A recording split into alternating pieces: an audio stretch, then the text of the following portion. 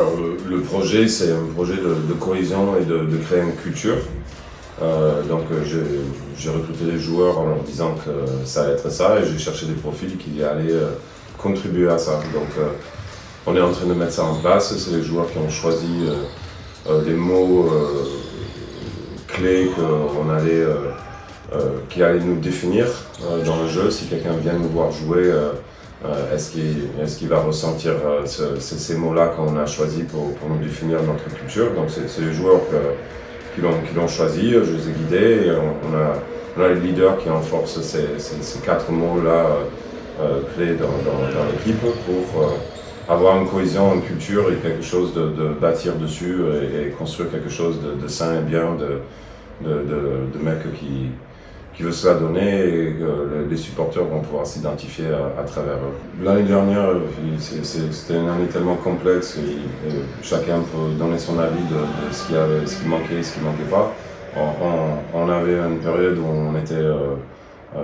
on avait les meilleurs résultats des 2 poules réunies et puis on avait des périodes où on n'était pas bon du tout, quoi. Et je n'ai pas trop envie de revenir là-dessus. C'est du passé, donc moi je regarde plutôt vers le futur, j'essaie de positiver de ce qu'on fait là. Le projet, comme j'ai dit, c'était développer de la cohésion et une culture. Après, maintenant, les objectifs, c'est d'accrocher le haut du tableau et de faire les playoffs. Et ensuite, on redéfinira les objectifs. Mais je trouve que c'est une équipe complètement renouvelée, quoi. Il y a un joueur qui reste, donc c'est carrément comme si c'était 10 gars qui se sont rencontrés pour la première fois. Donc plus ceux qui sont en double projet, on a des bons jeunes en double projet, donc c'est hyper intéressant à ce niveau-là. Donc ça prend un peu de temps, donc c'est un peu difficile à voir et dire là c'est ça l'objectif, tant qu'on ne voit pas de quoi on est capable. Ah, c'est super. C'est des gars qui viennent avec beaucoup de joie chaque jour, que je suis content de retrouver.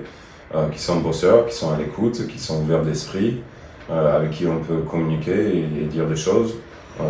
Je leur ai dit qu'il y a des choses qu'on va tenter que peut-être ne marchera pas, et qu'on s'adaptera. Et c'est ce qui est le premier match amical. J'ai tenté plein de différentes choses. On a joué une très belle équipe de Pontoise qui était prêt à nous jouer à la maison. Et donc on a vu ce qui marchait pas déjà, donc on a déjà peaufiné ça et ça sera mieux ce soir. Donc on bâtit, donc le groupe est vraiment à l'écoute et il découvre des nouvelles choses. Chaque coach fait quelque chose de différent, il n'y a pas un coach qui coach comme un autre, donc il y a sa personnalité qui rentre en jeu.